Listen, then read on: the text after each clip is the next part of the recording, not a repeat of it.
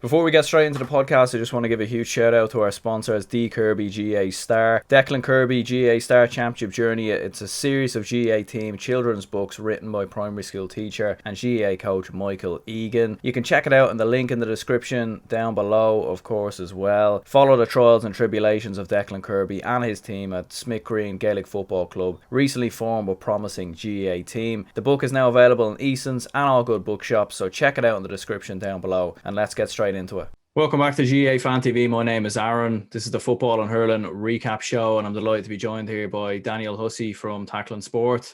I suppose, first of all, Daniel, obviously we had a number of action really in both football and hurling, a lot to take in, obviously across all the different divisions. How's the form anyway with yourself? Yeah, good. Like I was just saying before we came on air there, the amount of sport to keep up with now is incredible. I feel like if I'm out for a couple of hours, I've missed so much where I need to catch up.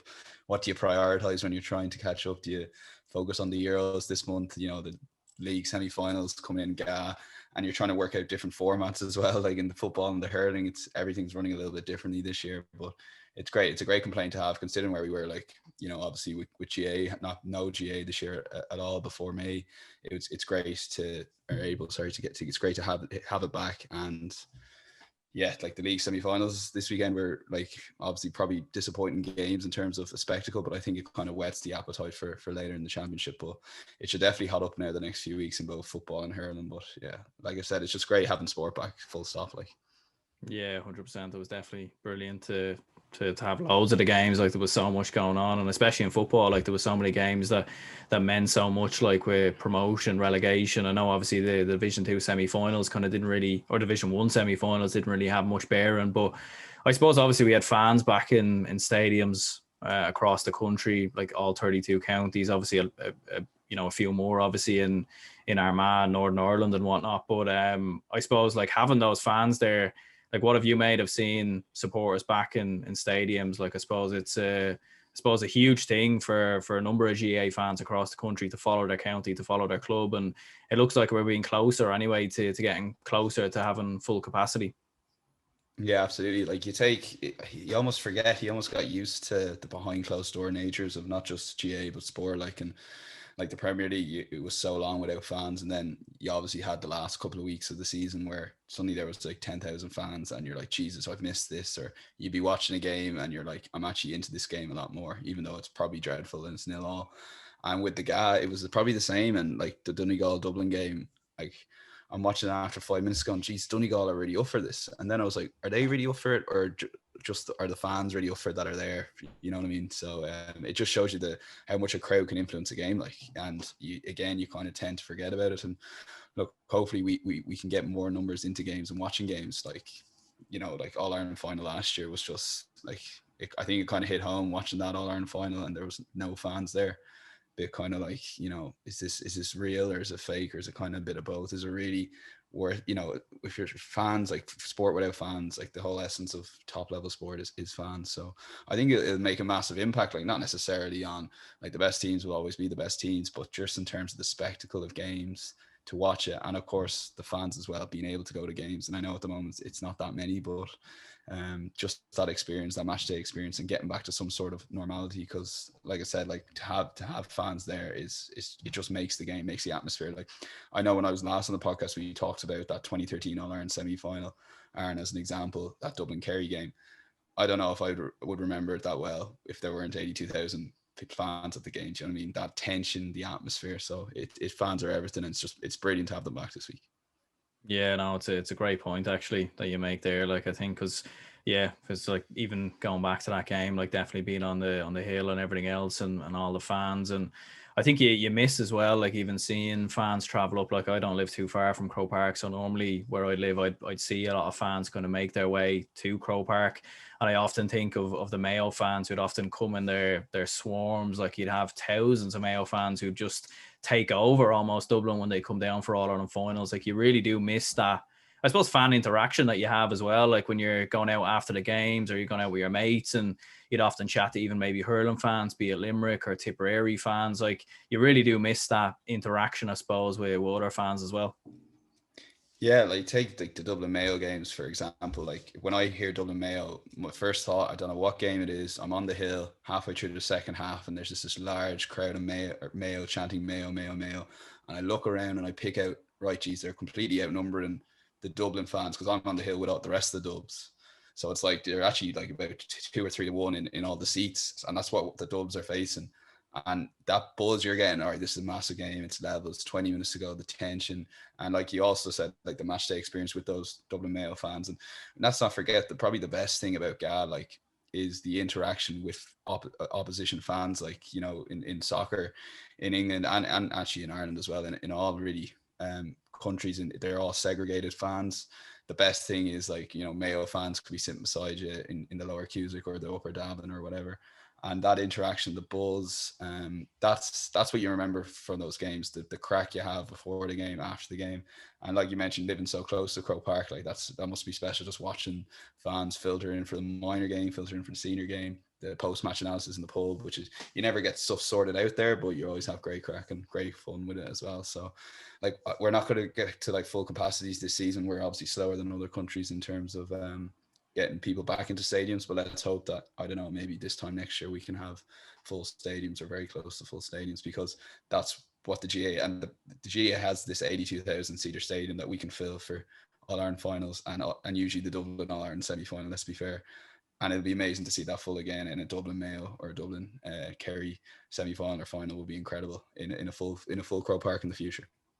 100%, yeah, and I suppose we'll crack into some of the games, and obviously we'll start with the relegation playoffs actually from Division 1, because those games obviously had a bit more substance and meaning. And I suppose it's funny enough, we were just talking about having fans back in stadiums. Monaghan were a team that had fans back, and you could certainly hear the roar at the end when Jack McCarron hit that point over the bar. It finished 121 to 217, Monaghan winning an extra time. I mean, that was a huge victory for Monaghan, and certainly one that I didn't see coming anyway, going into the final 5 to 10 minutes. Yeah, absolutely. It's an absolutely incredible win. And like, the thing with the league, it's so important to be playing Division 1 football. You see it this year with Mayo, who obviously they'll be back in Division 1 next year, but I don't feel they're going in. They don't know where they are at all because they haven't had those games.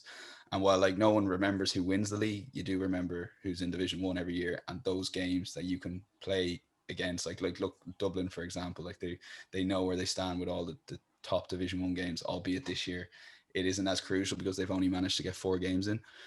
It's so vital to be playing Division 1 football, and for Monaghan to again manage to stay up, it's brilliant. And on the flip side of that, with Galway, with Pork Joyce, like I feel like the COVID break came at the wrong time for him and Galway, because they really wanted games at the top level. And even when they came back, they didn't get that because it was all knockout football. And they obviously got beaten by Mayo last year, and they didn't get the chance to play, 3 Super 8 games, for example, and be on that road in top level action. And it's another blow, because now they'll be obviously Division 2 next year. And while that won't affect this year's preparations at all, it, puts a bit of damper on it, that no matter how well they do this year, and let's be fair, Galway are probably Monaghan as well, are nowhere near Dublin or Kerry's level. The fact is that no matter how well Galway do this year, even if they overachieve, they're going to have to start next year with a full round in Division 2. And it's just a massive difference to the development of a county. Like, you rarely see a team come from Division 2. I think Donegal, maybe a couple of years ago, they looked strong. They had the Division 2. You were still thinking they could potentially compete, but they obviously fell short again. So it's just absolutely vital. Like, you won't get Dublin messing around with relegation. In fairness, Kerry have had a few close shaves themselves over the last couple of years of getting relegated under Eamon Fitzmaurice, I remember in particular. And I definitely feel, had Kerry got relegated one of those years, it definitely would have knocked their development back a lot, because while, again, you can try out a lot of the players in the league, you have to be playing those 7 games against Division 1 opposition. So credit to Monaghan, was great seeing them to do it, like, to get the late score. Like I said, it's brilliant. Can they kick on in Ulster? Like, Ulster's going to be so competitive this year. I feel like those top 3 or 4 teams are very close to each other. But yeah, like, massive win for Monaghan, and you just can't understate how crucial Division 1 football is. Yeah, 100%. Because Division 2 is going to be very competitive next year as well. Like, you've a lot of good teams in there. You've got Derry coming up. You've got Cork, who are still in there. Meath are still in there. Roscommon are going down there.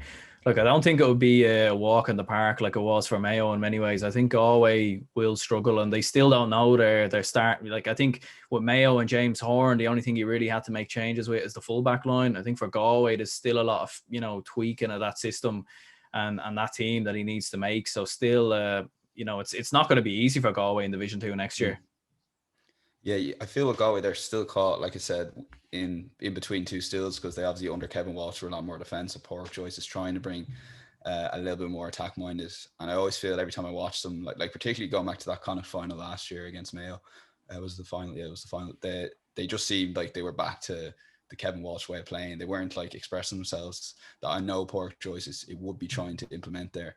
And like you said, he doesn't know his best team. Like you still look at like down their team, like there's some incredible individual players in Galway. They do have the footballers, like, Woody Parkinson infamously has predicted an All-Ireland final within the next 3 years, like about 3 years ago now at this stage. But it does show you that the potential they had at that time, and they just haven't been able to kick on under what looked like the perfect manager for them. I definitely worry about them long term, because like obviously leaving Division 1 and 2 football aside, I don't feel like they can get the better of Mayo. I think Mayo kind of have their number now, and again, even though Mayo are coming from Division 2, they've the experience of last year's All-Ireland final, and with it being knockout football again, they won't have that chance to maybe get a run in the qualifiers or a Super 8s group and get back to an All-Ireland semi-final. They have to win Connacht this year.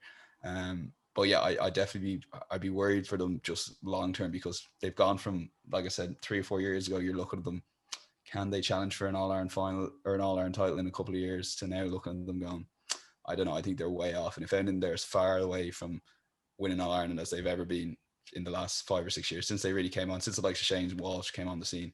They're probably as far away from that All-Ireland title as they've ever been, which is, very disappointing, because as I said, they've so many good individuals in that team that they have the firepower and the forwards potentially to compete with a Dublin on their day, but it's just not happening for them at the moment, and they just can't seem to get their best team on the pitch. Yeah, 100%. And I suppose for Monaghan, like they always seem to find a way to stay in Division 1. I don't know how many times they've looked like they're going to go down. And Monaghan are this team that when you predict them to win, they lose. Like they'll lose to a Fermanagh or a Cavan, but they'll go out and beat a Galway. They'll come back from the dead. Like they're, they say like go and gamble responsibly, but I'd also say don't bet on Monaghan, because like they literally just seem to throw up a different result every time they play. Yeah, I always say bet Monaghan if they're playing a team better than them, because they might just, I feel like they kind of like level up. They're just like, it's and it happens a lot actually. And it always seems like some of these teams like Monaghan like can compete with a Dublin or a Kerry on their day, but yeah, they struggle to beat a team far better than like Cavan, for example. What the big is, like obviously Jack McCarron's come on the scene now, and like he obviously burst on the scene a couple of years ago, and for whatever reason didn't quite kick on. It feels like he's a lot more important to Monaghan, and that means like you're coming up against Monaghan, you're right, there's not just Conor McManus to worry about, there's Jack McCarron as well, and suddenly straight away you have those two marquee names, marquee forwards, where let's be fair, Monaghan were relying on Conor McManus ever since the day that Sean Kavanagh tried to drag him down at Croke Park. So we're looking at 10 years there that he's been an integral part of that Monaghan team, and probably the only player that you would worry about if he were Dublin coming up against them. So it's like with Ulster though, it's just like it's whoever comes out of Ulster will definitely have a shot at potentially getting to put an All-Ireland final. Like they're obviously taking on Fermanagh in that first game, means like they'll get to a semi-final. But like I said, you got Monaghan, Donegal, Tyrone, Armagh. I think they're all very, very similar, and like obviously they all competed Division 1 this year. Like Cavan have obviously fallen away, so realistically it's between those four counties. If they can get out of Ulster or get to an Ulster final, that's probably success. But like you said, they always seem to stay in Division 1 somehow, and every year you're like, geez, Monaghan doing well, they're Monaghan doing well. But like they haven't quite kicked on to like they obviously got to that All-Ireland semi-final against Tyrone a few years back, but they haven't quite. They're just always been a little bit short of that elite level. But it's no shame, because they've managed to kind of maintain that Division 1 status, which is an incredible achievement for the county.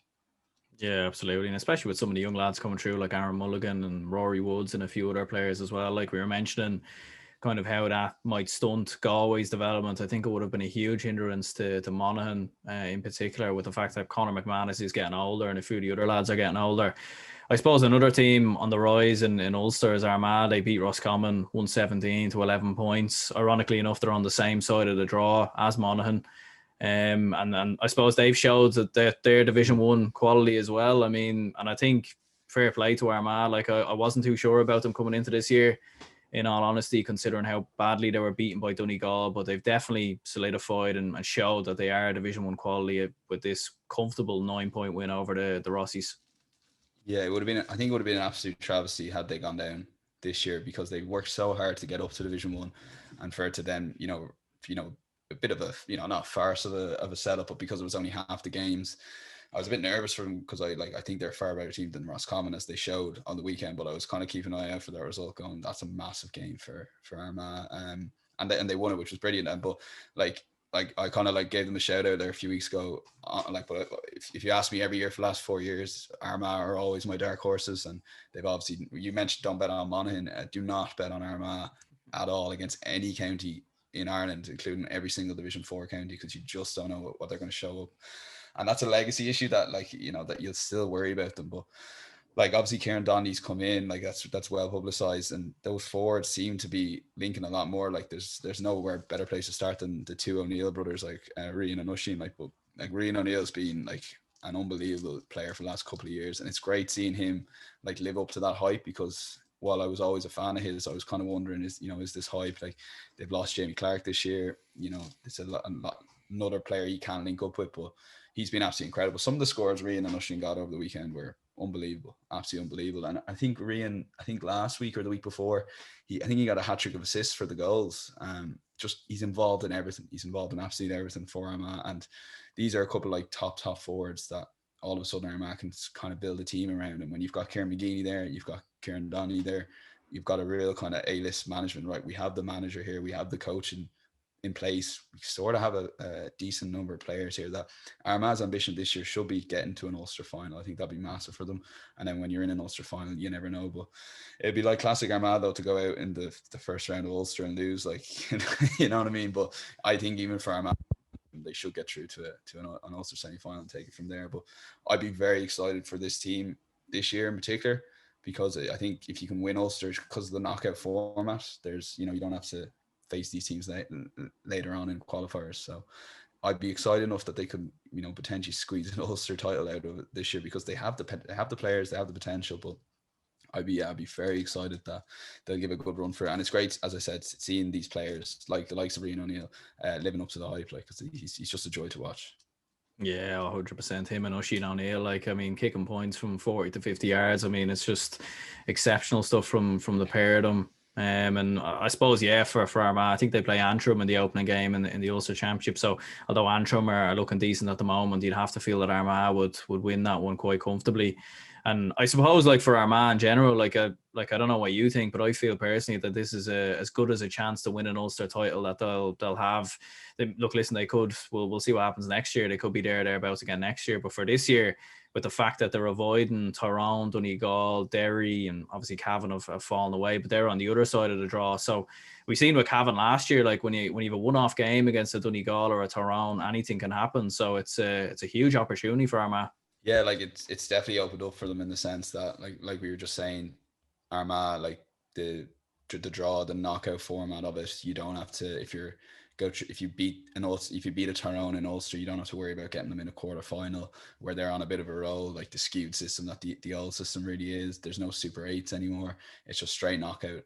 They will not get a better chance to get to an All-Ireland semi-final. Because of how the nature of the draw this year, and particularly the form they're in. But also, you look at the other counties, Tyrone are in transition at the moment. It seems to be a bit of a legacy issue.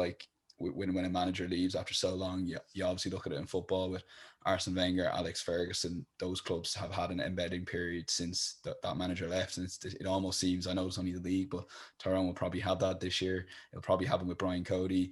Donegal, they're not All-Ireland contenders this year, in my opinion. They're just a little bit off the Dublin and Kerry level, so they're back towards the pack with Armagh. Monaghan will always be Monaghan and be at that level. But yeah, absolutely, you couldn't agree more that this is a massive opportunity for Armagh. They have the momentum, staying in Division 1. The knockout format suits them, and also all the other Ulster teams are in transition. And if they can get out of Ulster, you're in an All-Ireland semi-final. That's massive achievement for Kieran McGeeney's side, and they can obviously would take that into next year then to continue their development, because with the young players they have, there probably will be a better team in 2 or 3 years. But for this year in particular, they will not get a better opportunity to A, win an Ulster title, or B, get to an All-Ireland semi-final as well. Yeah, 100%. Because even with players like Ross McQuillan and Conor Turb coming in as well, they've a lot of young lads coming through, and you see where Armagh club football, it's always generally at a very high level. So, and they still have players injured, still have players to come back. So there's definitely a a lot of potential. I suppose you were mentioning Tyrone there. They obviously took on Kerry. Like, I suppose we kind of have to run through that game. I mean, that was some performance altogether by Kerry, like racking up a total of 6-15 to 114. Clifford on the score sheet again with goals. Gavin White lobbing the goalkeeper from like 30 to 40 yards. I mean, it was, I suppose as a Dublin fan, it was worrying in many ways, but at the same time, as a neutral fan, it was great to watch. Yeah, that forward line is absolutely incredible. Like, well, Tyrone didn't show up, and we mentioned already they're in transition. Like, Kerry were just ruthless, absolutely ruthless. Like, I don't think Dublin would have put up a score line of 6-15. That's not to say Dublin wouldn't beat Kerry, but it's just the way Kerry play those forwards. They just have a little bit more firepower in that sense, where they can turn a match like that and turn it into a hammering or a drubbing like they have. 6-15 is an absolutely incredible score. Like, I want to talk a bit about like the role of David Clifford in that Kerry forward line, because obviously he's the main man. He's always going to probably score the most, particularly he's on frees, but he'll always produce points, probably get a goal as well. But I thought like the weekend was a template with how the rest of the year will turn out. Like, I think David Clifford, he's always the target for Kerry's first ball. Is kick the ball into David Clifford and he'll win the ball out in front. But what he's doing a lot more this year, well, I seem to think I noticed a lot more, he's popping it off. And while he was always involved like that, it seems to be like a conscious effort. He's going to take so much attention from opposing defenders, and he's just going to lay it off. Like, I think, like, as well as it was 1-6 or whatever he scored, he had a couple of assists to set up the goals. He was always setting up a point there. He'd either be the last hand pass, he had a flick kick towards the end as well to set up a point. He's just always seems to, like, if you had the stats on, which is another thing GAA should be doing, these stats on assists or even a pre-assist, like David Clifford's always there in the Kerry. So even if you look at a game and you're like, oh, I don't know how well Clifford played today, he didn't get that many scores, it's the amount of role he's not only taking the defender's attention away, but he's setting up so many scores for that Kerry forward line. And you saw Paul Gainey shine a little bit today at number 12, or sorry, at the weekend at number 12. They've just so many options. Sean O'Shea, it's pretty terrifying, and I think that's the way they'll play against like the likes of, you know, inferior opposition now. It's just blitz attack, and they should have no problem beating any team in the country until they get to that All-Ireland final, which I think is going to be pretty. I think we're all building towards Dublin Kerry All-Ireland final. I can't see it being any other two teams.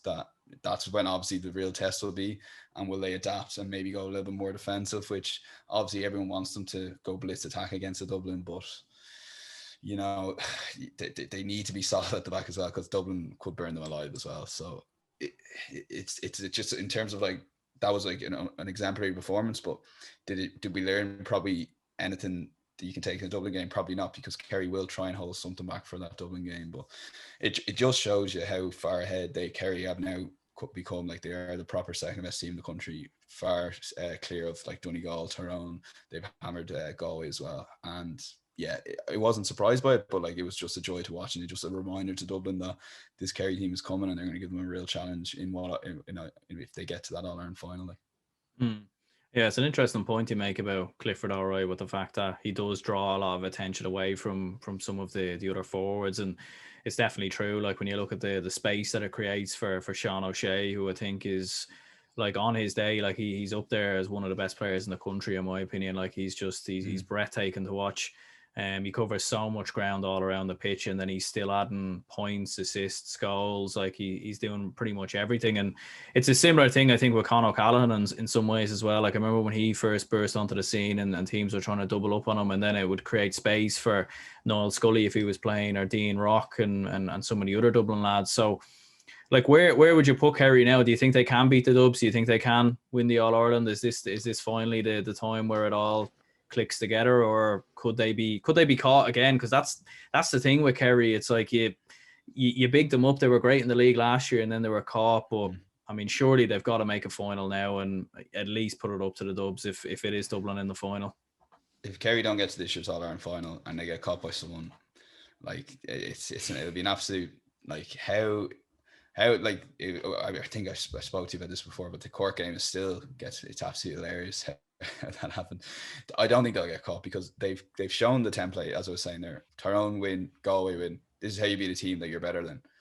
You beat them by blitz attack. You have the best, probably the best six forwards in the country, maybe Dublin aside, to score goals like that. 6-15, you're scoring against Tyrone. And I almost felt like they were kind of holding off a bit then towards the end. Do you know what I mean? So I cannot see them getting caught. It just can't happen again. They're just so. If I had that warning last year, the performances they put in the league is the template they now should bring into the Munster games. And then they're in an All-Ireland semi-final, and then the final with Dublin.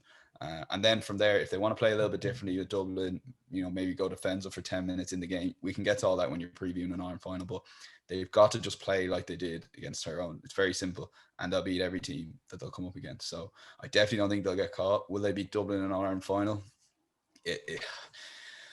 I think they could. I think they definitely could, because they probably had, like, since that 2019 All-Ireland final, they've had, like, well, obviously they were preparing for it last year and it didn't happen. So they've had the guts of 2 years to come up with some sort of template to beat Dublin, where they can combine what they showed against Tyrone there, but also be able to, I don't know, in 10, 15 minutes during a game, batten down the hatches and try to get some sort of defensive system without giving Dublin the ball for 3 or 4 minutes as they work a score, which obviously they can do against a blanket defense. So it's just the same question. Like, if you're analyzing Kerry, I don't know, 5 or 6 years ago, you'd say the same. They have the forwards.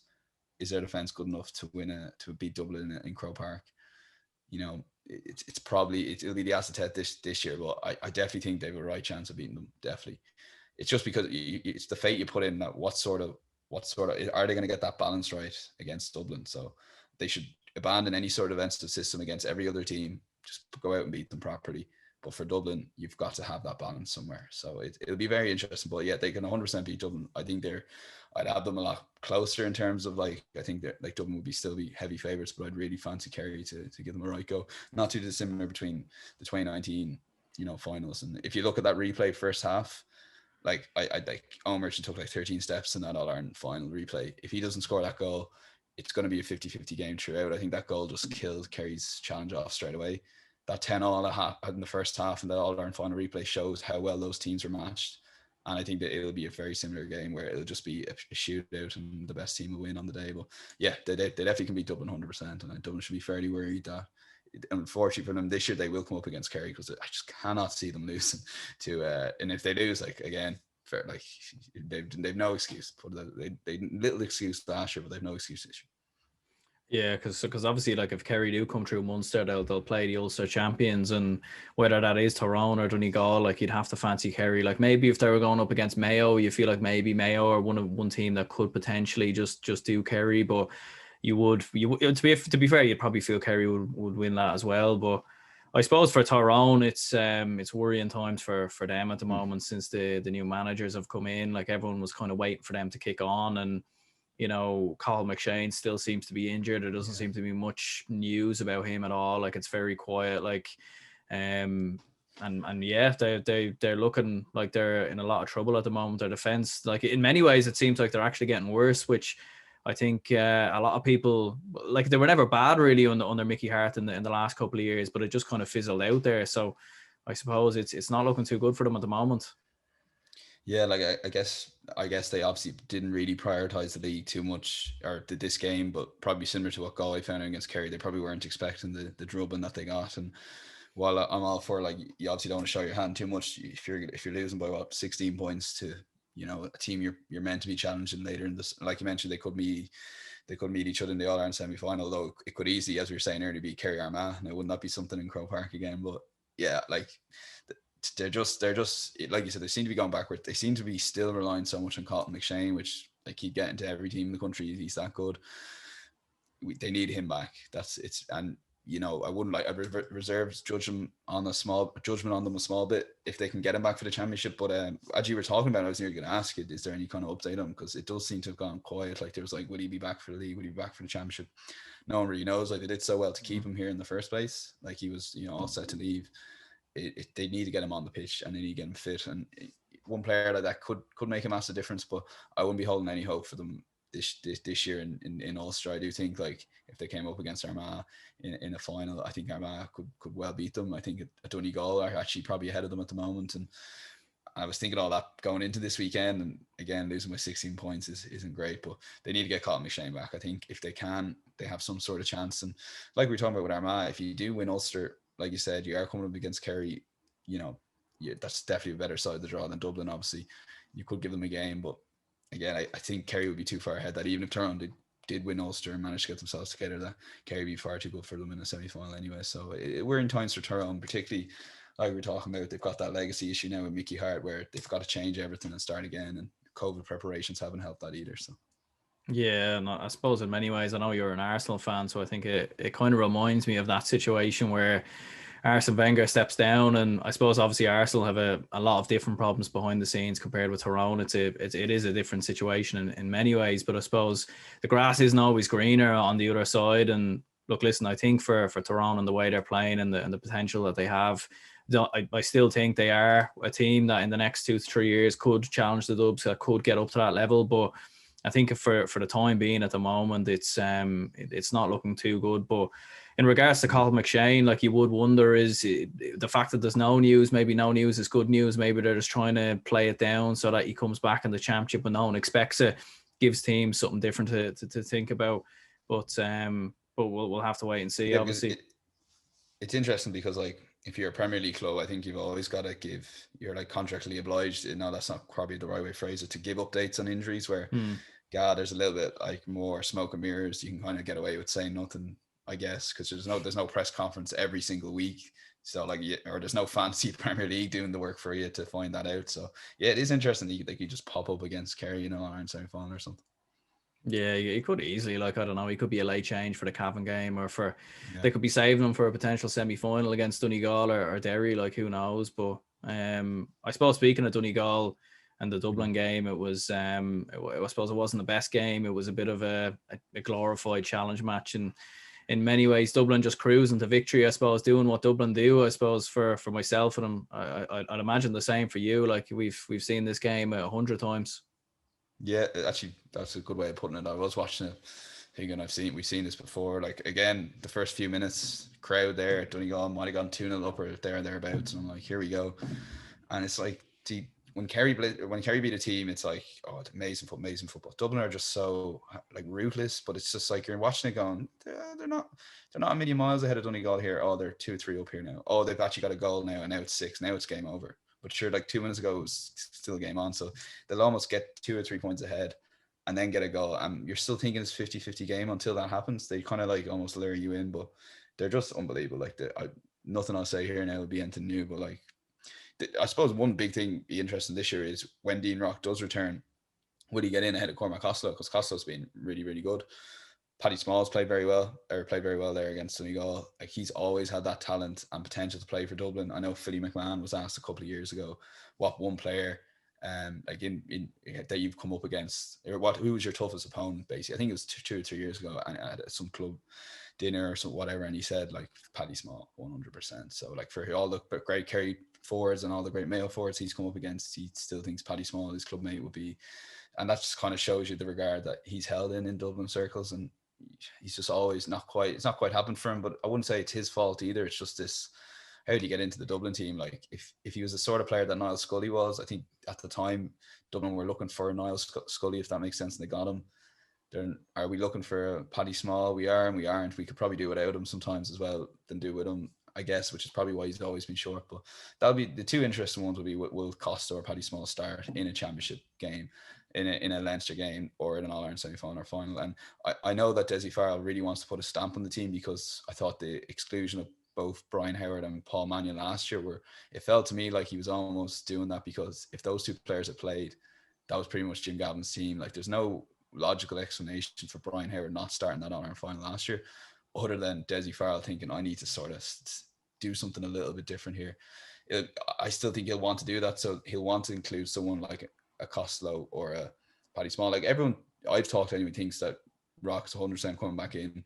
I wouldn't be so sure. I wouldn't be surprised if Cormac Costello started the championship games and throughout, because he's done all right. He does the freeze, and Dean Rock's a phenomenal player.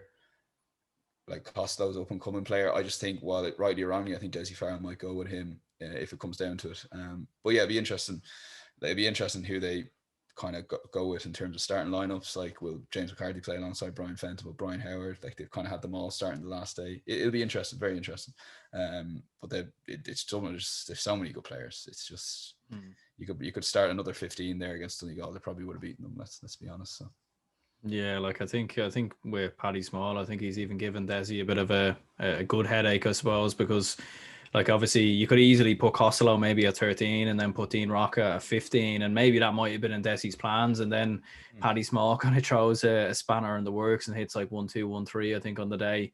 And I suppose now, like, it's food for thought for Desi, because there's a lot of options there. You've Con Basquel on the bench as well. Like, and there's just so many forwards, so many options. Yeah, it'd be interesting you say that. It'd be interesting if he does start Costello and Rocker. Would he start Costello and Rocker, or either of those players good enough without the freeze compared to who they'd be replacing? Like, obviously Kilkenny, if you're going with the 6 Dublin forwards, Kilkenny and Con are guaranteed, and Niall Scully, they're 3 guaranteed starters, and then it's like who's filling in the rest of the gaps. And yeah, it'd be interesting if you can see a team where Costello and Rocker are playing. Personally, I don't know. I don't think so.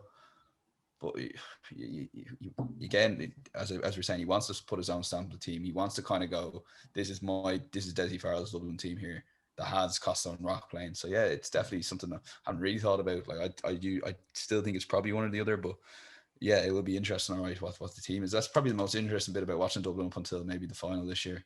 All-Ireland final will be who's actually starting for them as opposed to the actual games, because Leinster will be a farce. Not to put it down on the podcast here, but like, it's we can get down the championship structure road, but I don't know when that's going to be sorted, because Leinster's was a farce 10 years ago. It's still a farce, and like I don't know how long that will last, because like if you're like they haven't even done the draw, as far as I'm aware. They haven't done the draw for the Leinster semi-finals yet, because they want counties to still think they have a chance of getting to a Leinster final, that they won't draw Dublin. So this was the case a few weeks ago, unless I've missed something. So the Leinster quarterfinals are in place, but every year you'd know who you're playing in the Leinster semi-final, whether you're on Dublin side of the draw or not. And this year they've got rid of that, where they're going to do an open draw after the quarterfinals for the semi-finals, which kind of shows you there's a problem there. When it kind of makes sense in a way. Like if you're Wicklow, you're still going, geez, we could get to the Leinster final if we get a draw, particularly if they're winning against Cavan. But it just shows you there's a massive issue if you're kind of hiding Dublin there in the long grass for someone to get in the semi-finals. So. Yeah, that's an interesting one, actually. I didn't think about that. I know I was looking at it on Wikipedia the other day. I actually didn't even realize, to be honest, that they haven't that they've done it like that. But yeah, that's very interesting, like, indeed. Like, and I suppose the Leinster Championship is just a bit of a, it's just all over the place in many ways. Like, even I don't want to go too much into structures of championships and whatnot, but like when you have Wicklow and Wexford playing each other and the winner of them plays Dublin, and then you have Mayo and Connacht, like you've got Mayo playing Leitrim and the winner of that plays Sligo. Like surely Leitrim should just play Sligo, but it's it is a bit mad in all honesty. But I suppose we'll stick to the Dublin Donegal game, I suppose, for now, and stick discussing that. Like I suppose for Desi Farrell, like I think he'd be mad not to start Dean Rock, because Dean Rock in big pressure moments is kicked points to win All-Ireland finals, to send Dublin to replays. We haven't seen Cormac Costello do that, so I think he'd be a bit mad to not start Dean Rock in my opinion. But I suppose for Donegal, like obviously they have a lot of injuries. Michael Murphy, Oisin Gallen was injured before the game, came back in late on. Neil McGee's another injury. Like, where would you put Donegal? Like, would you still have them maybe as the favourites to win Ulster, even despite those injuries? Yeah, like what I fancy Armagh to win Ulster, like you'd still have to say Donegal are the favourites. I'd have them far ahead of, not far ahead, but I think they'd beat a Tyrone. I think they'd get to an Ulster final, possibly against Armagh. It's that side of the draw, isn't it, Donegal Tyrone? But yeah, they'll be. I think they could win Ulster absolutely, but they'll be like I think Kerry would beat them pretty comfortably in an All-Ireland, not pretty comfortably in an All-Ireland semi-final, but they'd beat them. I just think they haven't quite pushed on as much as you'd like, because you watch them sometimes and you think there's potential in that team. I probably agree with what you said earlier. Like in Tyrone, Tyrone definitely have potential in 3 or 4 years to win an All-Ireland title. You could argue, you can make that argument, and I wouldn't disagree with you. Where if you said that about Donegal, I'd be like, nah, I don't think they'll be winning an All-Ireland title anytime soon. I think right now they're a better team than Tyrone, and they put up a better game to Dublin and Kerry right now.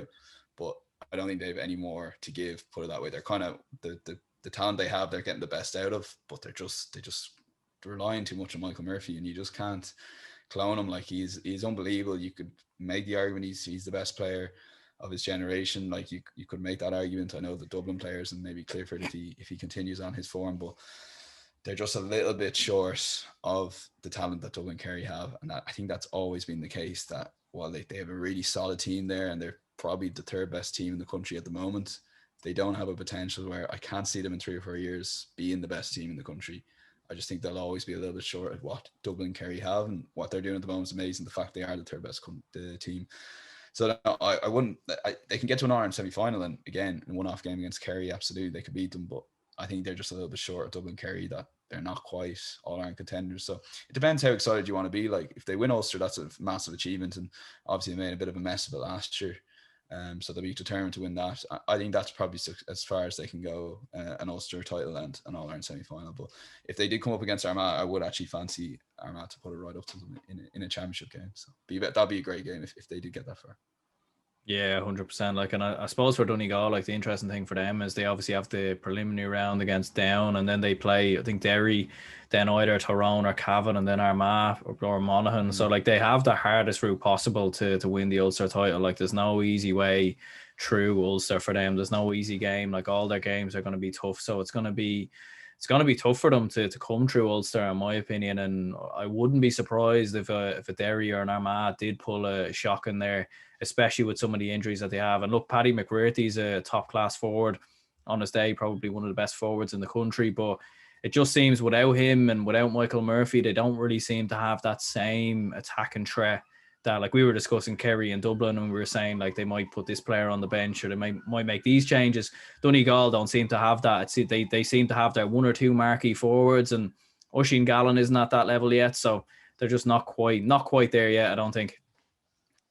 Yeah, like, it was great seeing McGrearty like play there against Dublin, and he's like, I definitely remember one of the points he got was just incredible. You forget how good a player he is. Like, I remember one point he scored a couple of years ago, I think it was against Monaghan, and he just booted it as high as he could, almost on purpose, under massive pressure. And I think the ball is still trying to travel over the bar, but it got over eventually. And it was just incredible score. He's talented, but I would reluctantly agree with you there that they just, we're talking about Dublin, just so many options. Costello, Dean Rock. Yeah, Dean Rock should start, but there's no reason Costello wouldn't start, or will they play the two of them together?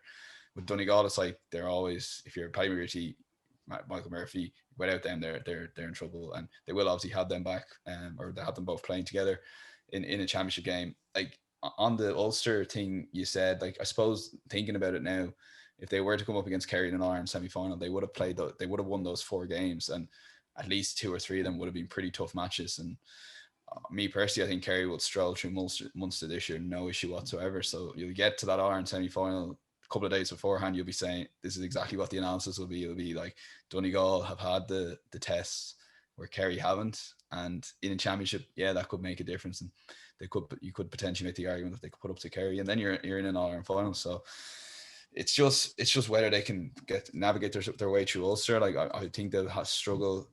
I think they'll get to that Ulster final definitely, and they will start as favourites against Armagh. So realistically, they probably will get to an Ireland semi-final. But I think Armagh could potentially upset the odds, as I said there. But yeah, it'll be interesting if it goes the way we're thinking, and Donegal do win Ulster. They're on against Kerry with that momentum. You can't understate that, because, like, it's happened so many times in Gaelic foot. It's a GAA thing that whatever side they draw, like we mentioned already, provincial. If you're having that hard provincial, you're so well set up. Or if you've had that qualifier run versus provincial champion, you're so much more better set up than a Kerry or a Dublin maybe, who stroll through their province. Yeah, there's a lot of permutations in Ulster. There really is. Like, with there's so many teams, you can make a case for potentially coming through there. I suppose we'll move on to Division 2 and have a look at the promotion playoffs there. Clare 218, Mayo 222. I suppose in the first half, you've seen the brilliance of Mayo, what they're good at. I mean, 5 of their 6 defenders scored. They're probably one of the best attacking teams in the country. But in the second half, it probably wasn't the best. They definitely got caught out once or twice under the high ball from Clare. But what was your thoughts on that game anyway? Yeah, like a tale of two halves, really. Like, I suppose you could look at this game when Ciaran O'Connor was on the pitch, and then looking at it after he was off the pitch, and the Mayo forward line seemed to fall apart. I know Pascal was making that point on the Sunday game, but I wouldn't disagree with him at all. They just seemed to lack that. They didn't really know what they were doing without that Ciaran O'Connor. And Ciaran O'Connor's like Mayo's David Clifford. I know he's not at that level, but he's that important to Mayo. Like, and losing your free taker as well is a big issue. Like, I know with my club, when we lose our free taker, like, the whole thing falls apart. We don't know what to do on frees. Who's taking the frees? Everyone has a crack at it. I'd be worried that, like, it looked a bit serious, that injury Ciaran O'Connor had. I don't know if there's been any updates since, But obviously he'd be massive blow if they don't have him back for championship, even to get out of Connacht, let alone compete. Like the Division 2 preparation hasn't helped them. It's obviously crucial they're back in Division 1 next year. There'll be another year on the road, but not too dissimilar with Galway. I know they got to an All-Ireland final, but last year they just, they need games, they need more games at top level. The condensed season and knockout style will give James Horan less time to work on it, and particularly if they will get Dublin in an All-Ireland semi-final if they get that far. Yeah, and I'd also be concerned with obviously Rob Henley being the number one this year. The two high balls were pretty poor, and he'd be normally good under the high balls, I guess, in one way. But his kick-outs probably be more what he's there for. But it's just Robbie, and he's always had that mistake in him. It's why he never really got the number one jersey ahead of David Clark. He's always has that. You watch it particularly in soccer. He reminds me maybe of Jordan Pickford a small bit. He's really, you look at him, it's like Jordan Pickford should be one of the best goalkeepers in the world, but he isn't. And the reason is he's got that clanger in him. And maybe I'm being harsh on the high balls, but when I was watching that, I was like, not for me. There's no way that happens with Stephen Cluxton. Not a chance. I wouldn't even say Evan Comerford. So yeah, I'd be pretty concerned about the goalkeeping situation with Mayo.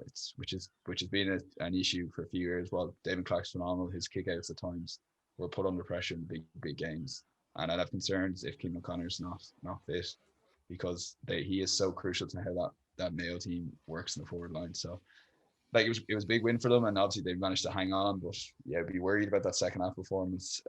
Clare just seemed to get a run of them, and Mayo had no answers. And if that's the clarity on that to you, you're not going to be competing for an All-Ireland title. So I think going into Connacht, I think they'll win Connacht, but I can see them getting a bit of a hiding against Dublin in the semi-final. Yeah, I think there's a bit of inexperience, I think, in the back line. The Enda Hessian in there, who's a new lad who came in. Obviously, Oisin Mullins playing a full back, he's come newly into the team. And yeah, with Robert Henley, I think it was almost like it was he should have punched the ball, and he made the decision just to come out and catch it. It was a complete lack of concentration completely. And we've seen that obviously in the All-Ireland final against the Dubs all those years ago. So that seems to be the issue with Robert Henley at the moment. But I suppose from a Clare point of view, you have to admire their spirit and their determination to come back into that game, because they were 11 points down at half time, and you really felt with how well Mayo played in the first half that it was going to be a cricket score anyways. But Clare really, really showed a lot of fight, and with some of the players they have in Owen Cleary and David Huberty, and looking at Cork, Clare might give Kerry their best test in Munster this year. Yeah, and I used to say this about Tipperary, and I might contradict myself here because Tipperary ended up winning Munster, but with Clare, it's so hard to get really excited about them having a great run in a championship because of their province draw and the fact they're always going to have to beat Kerry to win a Munster. You know what I mean? But I guess they could definitely put it right up to Cork. So you saw in the league game how those two teams, or the way the two teams finished in the league, that they're right beside each other, and they're Clare right there at that level. But we need to sort out the provincial system to have get excited about a team like Clare. But it would have been massive if they got Division 1 football. But you could see the gulf in class. I'd be they'd be excited that they could potentially get to a Munster final. Sorry, if they did beat Cork, and Kerry obviously have Tipperary in the other semi-final. But I don't think they'd be quite at that level at all with Kerry, to be honest. Just so and obviously with the lack of a backdoor system, it doesn't really suit Clare. They can't end up getting back into an Iron quarter-final or semi-final. And I know with COVID we've been forced at the knockout championship, but I do think it's unfair that hurling has more games than football does, and if you're knocked out in one game, that's it, and that won't suit a team like Clare. But if they got to a Munster final with a bit of a crowd there, would be brilliant stuff for them. Considering I do think Cork will probably have enough for them in a championship game. But yeah, fair play to them for getting to the Division 2 semi-final and putting it up to Mayo in that second half comeback. And while I do think a lot of it was self-inflicted by Mayo, so I wouldn't get overly excited, I do think they can really put it up to Cork in that Munster semi-final. And if they got to a Munster final, having stayed in Division 2 and nearly got promoted, Clare, it would be an unbelievable year for them. Yeah, I suppose you were kind of touching on provincial formats there and whatnot, and I suppose not having the qualifiers, like you said, I think the GAA missed a massive trick there, because I think the qualifiers are arguably needed more in football than they are in hurling. At least hurling's going to be competitive. Every team's more or less on the same level, whereas in football, we'll touch on Kildare and Meath now in a moment, but for those two counties, that game was more or less their season, because not having the qualifiers. I understand with schedule and everything else and the whole COVID situation, it's very tough to fit everything in. But yeah, it's like having league semi-finals without having finals. Like, it's just they seem to, for whatever reason, they always, like, it was the same last year as well. They just seem to be in a massive rush to finish the championship, in particular in football anyway. Yeah, like I was meant to say this earlier, like this, the format and the fact that league finals aren't happening bar at Division 3 when I know it's been announced. Like they had the hurling came back a week earlier than football on May the 8th, and football went a week later. So they had that week to get another round of league games in, and then hurling had a weekend on their own. Was it last weekend? And they had a chance to play the league semi-finals then, and then play the finals now. So like you wouldn't get any other sport. Like I know it's an amateur sport, but that's an amateur decision not to finish your competitions and have league finals and share these league titles. I understand promotion's the name of the game, but to not even play it it just kind of like I take your point and what you're saying with the GAA, like they're obviously in a mad rush to it, but they seem to rush this decision here and not think that that's true in terms of the league and not playing the league finals. I know that's a slightly different topic on what you asked on the provincial system. Yeah, completely agree. Like there's no excuse for it. It's almost they went, well, this worked well last year, let's do it this year. And it worked well last year because we were in a mad rush to get it all done before December. And I know we're in a mad rush to get it all done so the club can get back. And obviously that's the most important part of the GAA. But these 3 weekends they had, they could have got the league finals in. We're only talking an extra week or two while the games are going on. And the fact Hurling's able to pull it off, and it isn't like I can't get excited about Clare knowing they won't get out of Munster when we talk about them. I can't get excited about Kildare, Meath, or any other Leinster county because they won't get out of Leinster. And what you could always say, like you said, they have the back door here. They could make a good run in the qualifiers. If Meath put it up to Dublin in a Leinster final, they'll carry that momentum into round 4. They'll play a quarter final. That's all gone now. Like you said, it was the highlight of the Kildare and Meath season. Like I don't know how the players are feeling going to train this week, knowing that they won't get out. That's the season over. Like there's no way they're going to beat Dublin in Leinster. It's just made a bit of a mockery of it, really. Like the system is already flawed enough as it is without taking away the qualifiers, where, like you said, you get some mad results in round 1s, 2 and 3, and like I know, like we talked about Armagh not betting on Armagh or Monaghan, both those counties have had shocking defeats in qualifiers that you wouldn't expect. And then on the flip side, they've put up, like, I think Armagh Mayo was a qualifying game a few years back. You wouldn't get a better game of football than that game. I think that was played in Thurles. So it's very disappointing. Like we should get used to it with the GAA, but it'll be a bigger issue the next few weeks when people realize, what's the point in watching this game? The All-Ireland semi-finals and finals, I actually think we won't even get a good game to the All-Ireland final this year, to be honest with you, in terms of like the top level teams, because Dublin and Kerry are a little bit clear, but to not even get a bit of excitement from the qualifiers, we're only really going to get those kind of games in Ulster this year, which again, it just shows you that it's not right. And then, as I said earlier, for the league games, the league finals not to be played, it just makes a farce of the whole thing, really. Yeah, like, and apparently, like from what I've heard anyway, like some counties have been offered playing games this weekend, and I think Offaly and Derry are going to play their league final this weekend. But in Croke Park. Yeah, Croke Park. So like that's great for them, and I'd hope anyway that maybe more counties will take up that offer, because it would be a huge. I mean, if they did a double header in Croke Park, like what they were saying on the Sunday game last night, be huge for counties. And I suppose touching on the Kildare Meath game, we were obviously discussing them there. Like Kildare won this one 14 to 14 points. Like what you said there, like that, it was very much their season, and you could see it with the scenes at the end with the massive scrap. Like I think there was so much emotion in this game. It wasn't a great game now, to be perfectly honest. The quality was really poor. And with Meath's injuries, with the likes of Donald Keoghan and Brian Menton and a few others, like you'd have to be worried for them at the moment. Like they kicked 6 points after like 56 minutes. Like they don't look too good at the moment, to be perfectly honest. Yeah, like it's a massive win for Jack O'Connor and Kildare, and it just kind of like we've already said, it was their season, and the fact that they'll be playing the Division 1 football next year it's just, you can't understate that. Like we were talking at the top of the podcast on how big a moment it is, but I definitely kind of agree with you. It's probably more disappointing for me than it was positive for Kildare, albeit it was a massive win for them. Like it's just Meath always. I think they've definitely. I know you get into the Dublin funding debate in Leinster, but I definitely think Meath have underachieved based on their underage structures, and to a certain extent maybe Kildare as well. But like we've already said, it was such a massive game to be playing. Like the prize for that is bigger than anything they'll do in the championship this year. And it's great to see Kildare back at the top table. Then you can kind of plan your 2021 or 2022 campaign. Geez, we're already in 2021. Your 2022 campaign around that Division 1 football and a better championship structure, hopefully next year. And for it was probably like for those two counties, it was probably the biggest game that this weekend was Kildare Meath in that promotion playoff. And yeah, fair play to Kildare.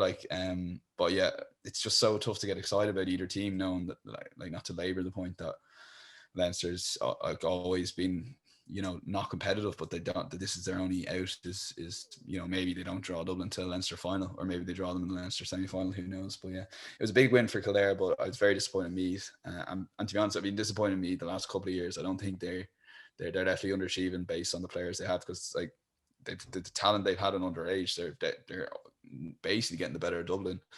And particularly at minor level, and they can't seem to kick on to be competitive with them at all, which you'd have to argue is definitely underachieving like in their part. So yeah, I'd be big win for Kildare and all that, but I'd be probably agreeing with you in that it was just massively disappointed with Meath and the performance in the game, where they were just poor, like they were really poor throughout. Like yeah, like, and they were missing easy frees at different points as well. Like, and there was an opportunity there for Kildare to really kill them. And interesting enough, like I think Meath hit like the final 8 out of the final 9 points. Like Kildare, like I suppose they showed probably their own weaknesses as well, and in the fact that they like incredibly, like Meath had a late chance at the end of the game, could have sent the game to extra time, and you're kind of wondering like how have Kildare not wrapped this game up, because they were in cruise control going into the final going into the final 10 to 15 minutes. And I suppose, like, where would you put Kildare? Do you think they are ahead of Meath in terms of their development? Are they the closest to Dublin in Leinster? Although, I say closest when they're not really close at all, but you know what I mean? Yeah. Like I'd probably still fancy Meath to put up a better show against Dublin, if that makes sense. But like obviously like when you're looking at two counties when they've just played each other, you can't go around saying Meath are a better team. But I do think Meath still have potentially, but the potential's not good to you. Like Kildare maybe. No, I'd probably still go Meath. I think Meath are still a little bit ahead of Kildare, although that will be a massive setback for them. Like I do think Meath have better footballers overall than Kildare, but they were, as I said, massively disappointed. I know they had a few injuries, like you said. So yeah, I'd still maybe have Meath ahead of Kildare in a pecking order in Leinster. But again, when you're talking about Leinster, it's very hard to get too excited. Like Meath might lose to Dublin by 12 points, but Kildare will lose them by 14. Like what's the difference in the end? It's but it's just annoying. Again, we're talking about the qualifiers that you could kind of go, oh look, Kildare, they could be a team to watch in the qualifiers this year or whatever. So, but look, as I said, I'd be maybe Kildare can look at it long term. Like I said, 2022 Division 1 football next year. Me, they're kind of looking at it going, they didn't quite get that Division 1 football. It's very hard to get it. Pick yourself up. Knowing you're playing Division 2, and me got a taste of Division 1. And obviously they really wanted to get back there, and I know they would have been their main goal this year. So, but I'd still think if it comes to championship this year, I think Meath at the moment could probably put up a better fight to Dublin. It'll just be interesting who gets them in the semi-final, who gets them in the final, or like how it will work, where Dublin will be, whether you can get a run to the Leinster final before playing them will be huge, because you're probably better off fancying your chances a bit better in a Leinster final than in the Leinster semi-final, I guess. Yeah, 100%. Like it will be interesting to see what happens. And I suppose another county that will be trying to bridge the gap, I suppose, in Leinster is Westmeath. And like I kind of bigged them up earlier, like in a few different videos and stuff. Like I feel like they've played really well in different stages. Against Mayo, they were very impressive. Against Meath, they probably should have won that game. Against Cork, they played some brilliant football in the first half. I think they hit 10 or 12 points in the opening, like 8 or 9 minutes. But it was Cork in the end who pulled through 322 to 25 points. And in the other game, Down beat Laois 219 to 212. So I suppose touching on Cork and Westmeath, first of all, I mean, it was a cracking game to watch. Yeah, and I suppose when you look at Westmeath straight away, not too dissimilar from Monaghan and Conor McManus, they have that star player in John Hesland. So straight away, you're going against Westmeath, you're paying attention straight away. We need to pick up John Hesland. And yeah, like to score 25 points in a game of any game of football and to lose by 6 points, it's pretty ridiculous, like, to be honest with you.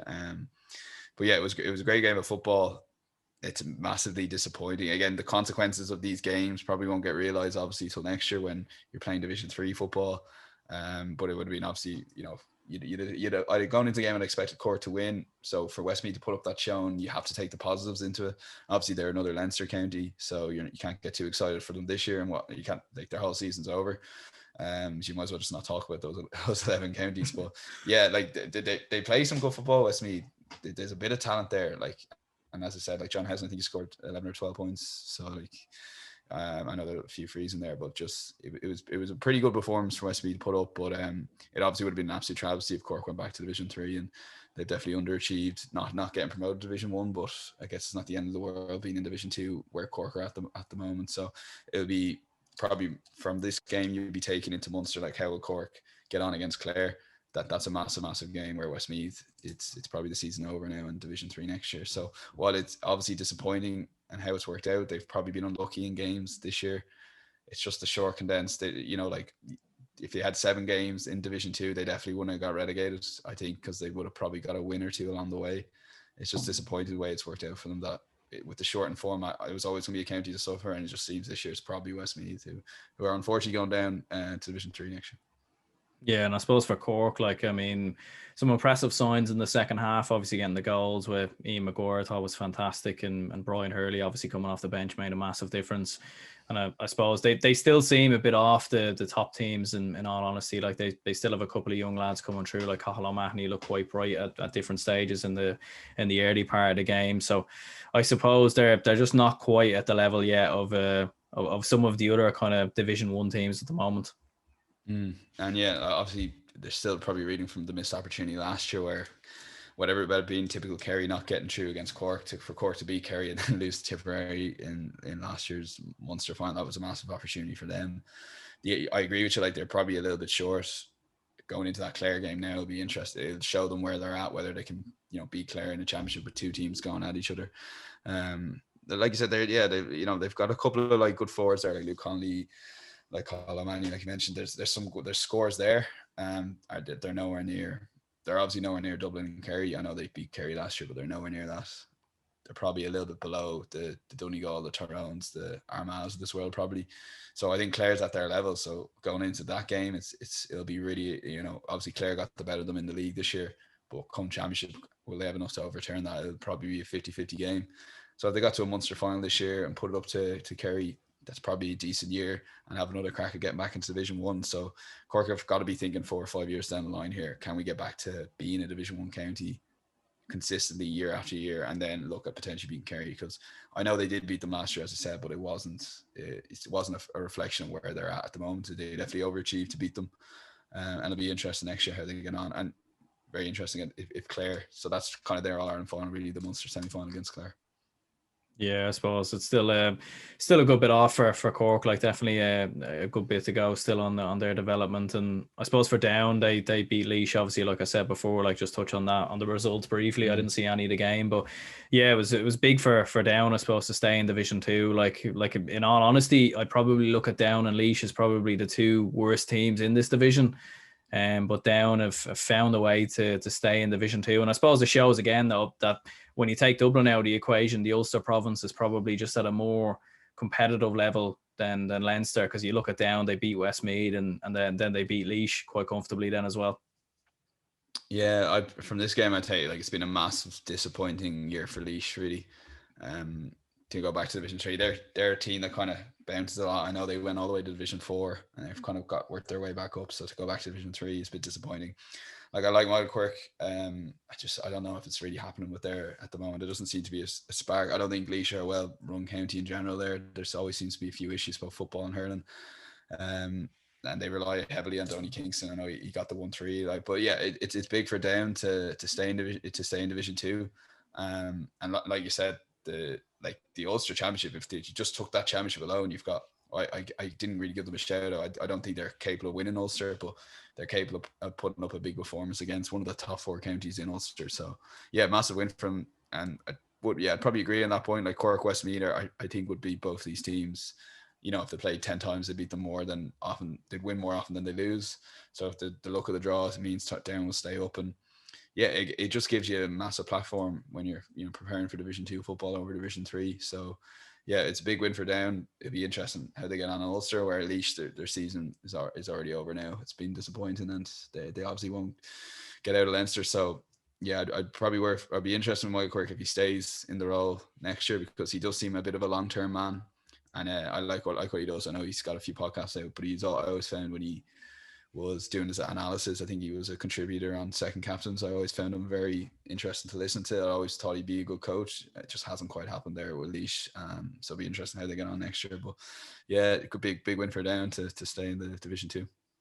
Yeah, like his analysis is brilliant, I suppose, in many ways. I guess it's just, I suppose, with the whole COVID situation, it's been difficult for a lot of managers, and I suppose for Laois in particular, unfortunately, they'll have to go back to Division 3, and it might help them in some ways. They'll have more games that are on their level, and they might be able to build a bit of momentum and come back to Division 2.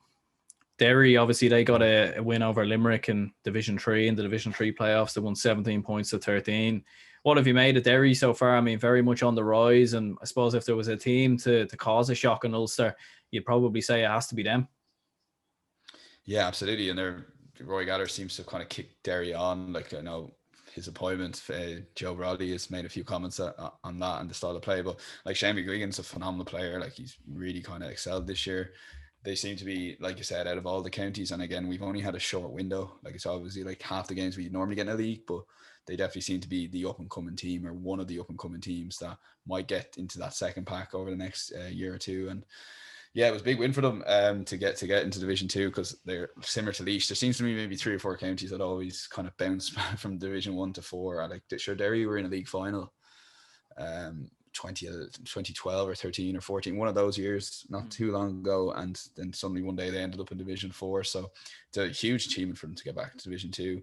They have a star man now in Shane McGuigan, and there's I think 5 of their 6 starting forwards scored there on the weekend. So it shows you that they have kind of, like, they're not heavy reliant on them either. So yeah, it was a really solid win. They definitely seem to be a team that I think they'd be right up there.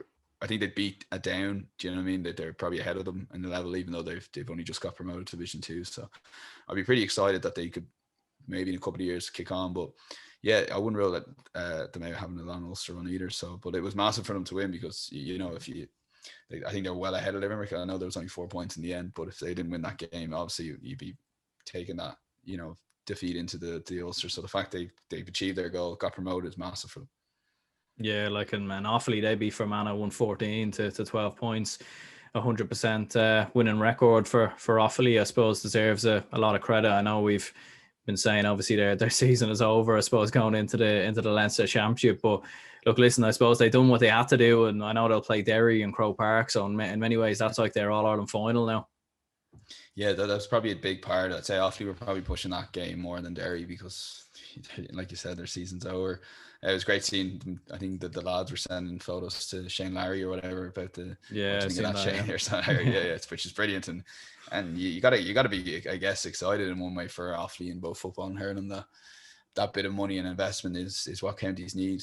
It's great. You wouldn't begrudge any county to get that support, particularly off someone as well like the Shane Larry. So yeah, massive win for them. It's great getting that game in Croke Park. It's going to be the only game on this weekend in terms of GAA, because of the championship starting. So they're going to have front and center coverage, really. Like, I know I'll probably tune in for it. I'll be sick of the soccer all week, to be honest with you, that by the time Saturday at 5 o'clock rolls around, I'm sure I'll make an exception, whatever game they're coming up against in the Euros, to watch a bit of Offaly there. Yeah, I'm actually getting pretty excited now, just now that we're talking about it, to be honest with you. But yeah, it's brilliant, and it's well done to both counties to organise it. Again, it shouldn't be up to the counties to organise it, but that's another conversation. But yeah, big win, massive for Offaly to be playing Division 2 football. Is incredible. Yeah, 100%. Like, definitely like a big moment for them. And I suppose fair play to Fermanagh. They've been brave enough, obviously, getting to a promotion playoff. Like, obviously a lot of people would have had them going down, myself included. And considering the issues, like, that's obviously been well documented in the county with the COVID situation and the amount of players, the turnover that they've had.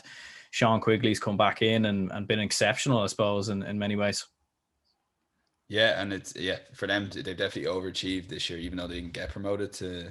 Again, it's hard to tell. Like, when you're doing these promotion playoffs, you don't really know where you stand.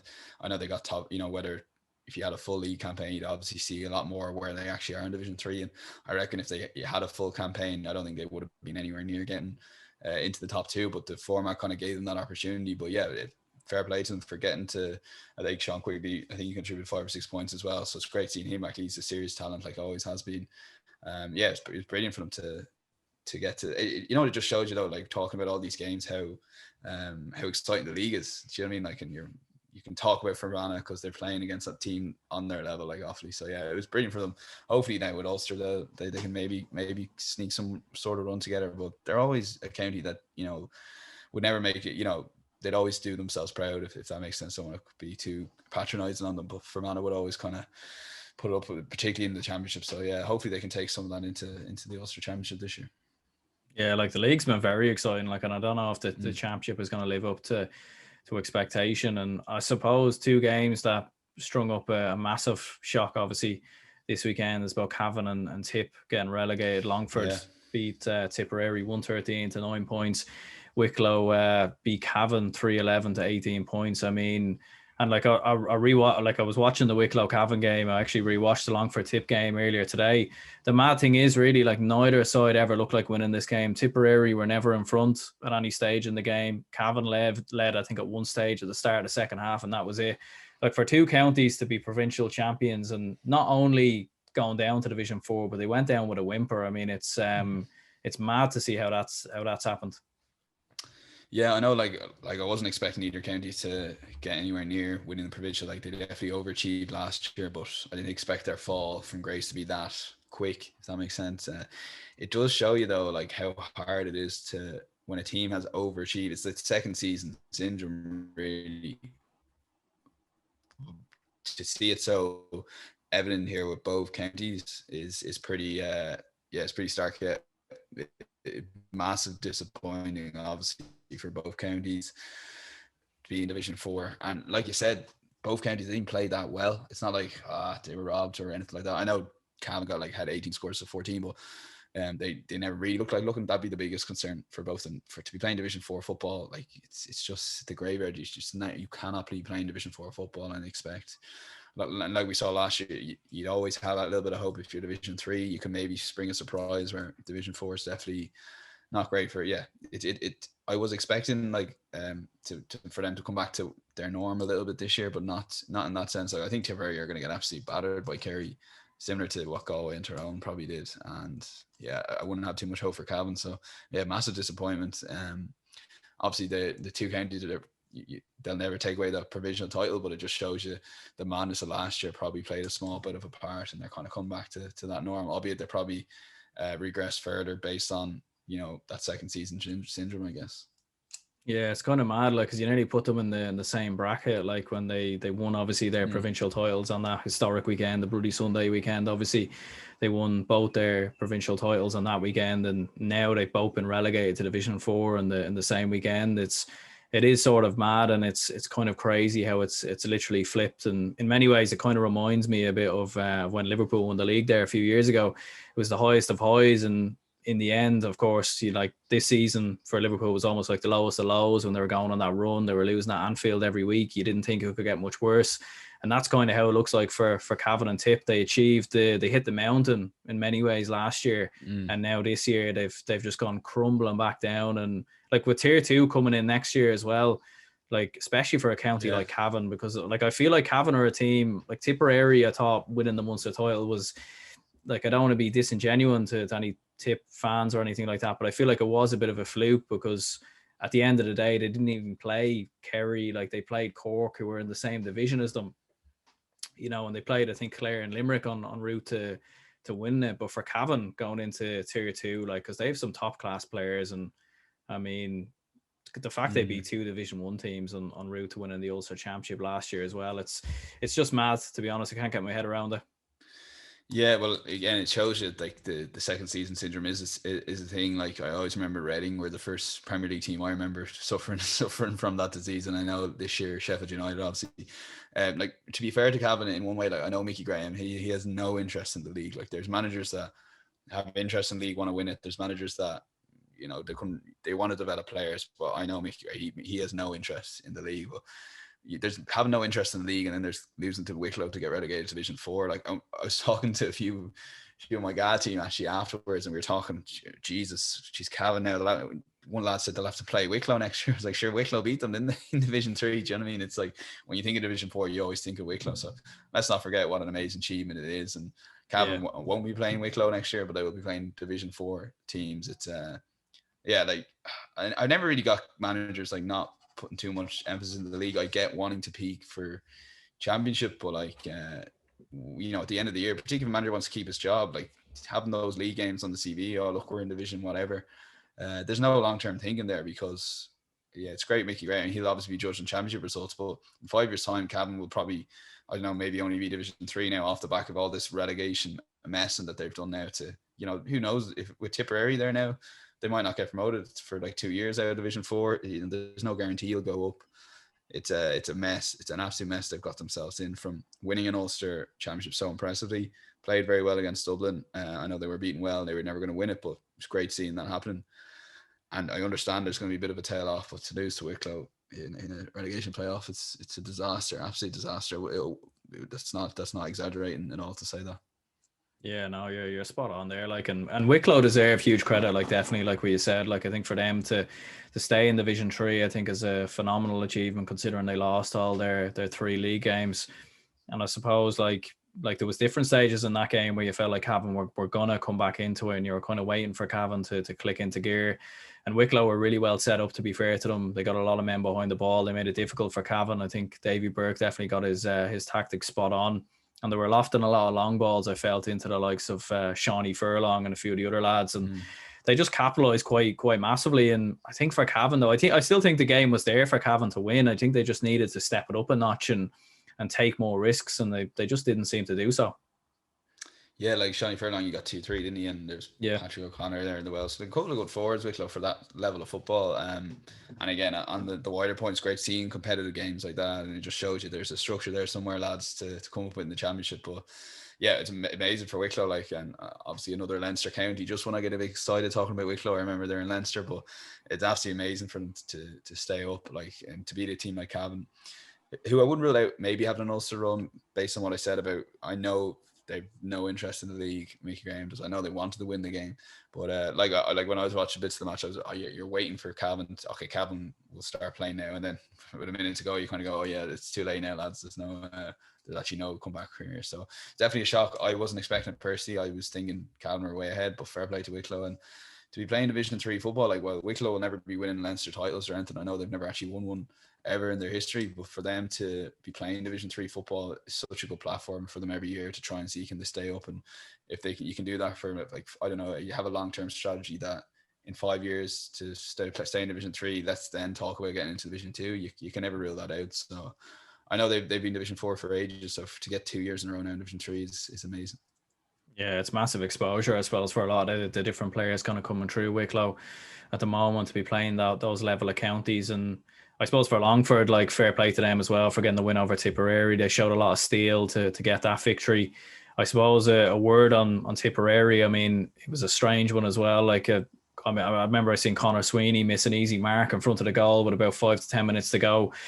Like, they didn't even look fit enough, in my opinion, as well. They looked exhausted, dead on their feet. It's a strange one with Tipperary. And I suppose maybe like what they said on the Sunday game, maybe they just accumulate all their energy, or, put in all their energy in those provincial, in that Munster championship win last year. Yeah, and I think you're right. Like, they put all that effort into winning. Like, for a Tipperary footballer, like, you would have grown up wanting to win a Munster title, and like the Michael Quillen and all are definitely good, and Conor Sweeney are good enough players to win a Munster title. But I think it would have been a surprise for them that they managed to do it, because obviously they haven't won one in 85 years. So when you're particularly grown up, so to achieve something that you weren't probably realistically not even expecting yourselves, they achieved it just after, like, if they achieved it maybe 3 or 4 years ago, they were up and coming at the time under forgotten his name, he's on the Celebrity Banner store, like Liam Kearns.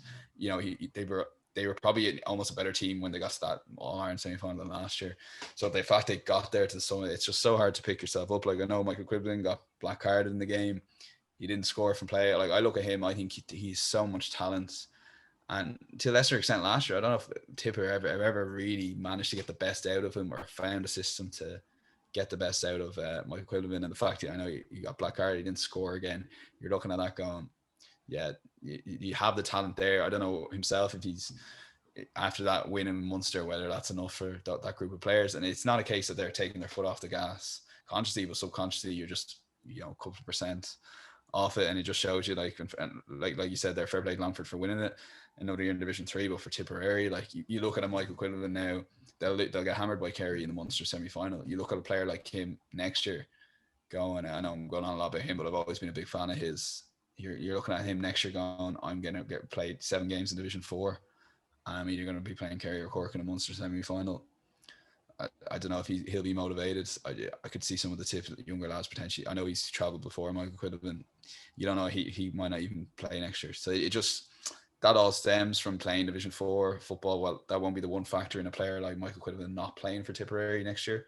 It's definitely a small part of it and could be the difference. So yeah, massive disappointment for Tipperary. And while it's obviously more of a shot for Cavan, Tipperary do still have those players like Conor Sweeney, who obviously he still played well there the last day, but Michael Quinlivan, he's such a talent and he doesn't want to be a Division 4 footballer, so I don't know if he'll have the motivation to be put in next year. So that, again, very disappointing from Tip. Yeah, like, and I suppose for Michael Quinlivan, like I feel a bit sorry for him in many ways, because he was battling injury obviously in the entirety of the league campaign. He comes back into the team, he actually kicked a brilliant point, and then for whatever reason the referee disallowed it. I didn't get to see it, but then he was given out to the referee and he got black carded because of it. So it was so he was really unlucky. Like, and when he came back on the pitch, then he didn't get another opportunity to score, unfortunately. So he was very unlucky. But we'll run through Division 4 briefly. I suppose Antrim, they got a win over Waterford 115 to 11 points, and Louth got a victory over Carlow 123 to 115. I suppose Mickey Hart has Louth back in Division 3 football. I suppose, what have you made of that, I suppose, for Louth getting back into Division 3?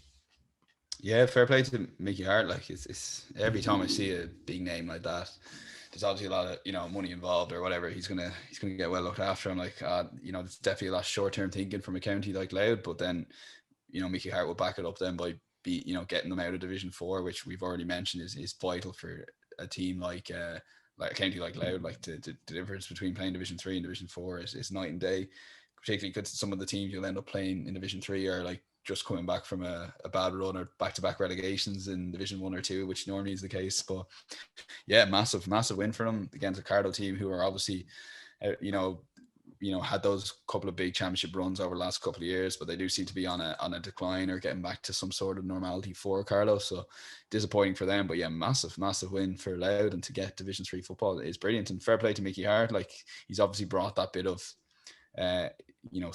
top level inter-county and brought it back. It brought it down to Division 4, and he kind of lived up to the hype. So yeah, fair play to Louth, like, massive win. And again, if Mickey Hart's there for the long term, he'll be there next year. And I know they're another Leinster county, but he'll look at next year as an opportunity. We're playing 7 games in Division 3, and then we're going to go into a Leinster championship where we have a backdoor afterwards. So yeah, the future's bright for Louth, absolutely. And somewhat vindicated with Mickey Hart having that impact on the team straight away, which is vital. Yeah, and as for Antrim, like, obviously getting that win over Waterford, I suppose progression for Antrim and Enda McGinley's men in the end with getting that victory, winning every game as well. They won their 3 league games all by a margin of a point as well. So it was close for them, but they got the job done in the end. Yeah, like, obviously the hurlers are flying at the moment, but a bit underrated. Maybe the footballers getting out of Division 4 to Division 3, and I think we were saying the Ulster draw, they've got Armagh. As long as they put up a decent enough showing against Armagh, it's been a fantastic year for them. They're always like the 9th county in Ulster, or in my head, they've always been the 9th county in Ulster anyway, in terms of the pecking order, and they've never really deviated from that. So in order for them to try and get into, the 6th or 7th best county, they need to be not playing Division 4 football. I know I'm kind of dissing Division 4 football, but you've got to be playing as high level as possible. So yeah, fantastic win for them. Waterford, will always probably be a Division 4 county unless they get some sort of investment in them. So, but yeah, Antrim were probably expected to get out of Division 4, but they've managed to do that. So yeah, big win for them, and fair play to. And it'll be an interesting game against Armagh now, where they're at in terms of. I think Armagh, as I said, could potentially challenge for Ulster. I could have egg my face here if Antrim go and beat them in a couple of weeks, but I can't see that happening. I can see maybe Antrim maybe getting a bit closer to Armagh than they probably should. So it'll be a good test for them to see where they're at against the Division 1 side. Yeah, like, and I suppose Enda McGinley, obviously being a Tyrone man, I mean, he'd love nothing more than going up against Armagh and causing a big shock. Like, I'm sure he's sitting at home somewhere putting his tactics plan together or whatever to try and mastermind the victory. But you would have to imagine that Armagh would surely get that victory, like with the players that they have. And I know when Antrim played Cavan last year, they ran them close enough, but it was a horrible game to watch, and both teams were actually really poor on the day. There was another game, obviously in Division 4, Wexford. They beat Sligo very comfortably. There was nothing on the line here, but fair play for Wexford for getting that win.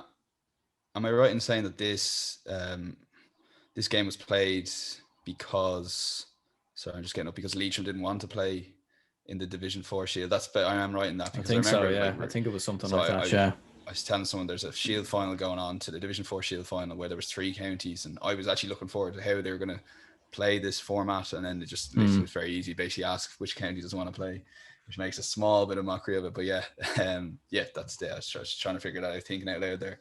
It's a bit mad altogether to have 3 counties, but I guess obviously London not being Division 4 this year meant there was a 7. I think it's great, but you're better off having a 4 Shield game that everyone knows the score, as opposed to those 2 counties playing a challenge game anyway. You might as well have it out there and for public, like, you know. Yeah, like, and I suppose fair play to Wexford for getting the victory, like, because obviously I was speaking a bit about them obviously in recent weeks and some of their disappointing losses and how far they've fallen, but fair play to them, I suppose, for getting the victory. It was 2008 they were in an All-Ireland semi-final against Tyrone. It was, it was. Yeah, so Tyrone beat Dublin and then beat Wexford and then beat Kerry then to win that final. Yeah, so yeah, just show you, obviously, when you Matty Ford, like, you know, you look at Westmeath and John Heslin, he's their one marquee player. Wexford had that Matty Ford, but when that marquee player goes and there isn't a second Matty Ford, then you're probably in massive trouble. Yeah, 100%. Yeah. Well, look, listen, Daniel, I appreciate your time, anyways, for jumping on the podcast. I'll link down Tackling Sports down below. I tend to tune into a few of your different live streams. I was listening to one about Celtic actually there a couple of weeks ago. I thought that was a good one because my dad is a staunch Celtic supporter, so I thought I'd tune in. So I'll link it down below anyway for anyone to tune in. Yeah, the Celtic episode, like, I didn't realize how John Joe Kenny had upset all the Celtic fans until Luke started talking. So Jesus, he only had 6 months up there, but he seems to, it was good. I think you kind of you got him going, and you just kept giving out about different things. The Celtic are a bit of a joke this year, so appreciate that. And thanks a million for having me on here.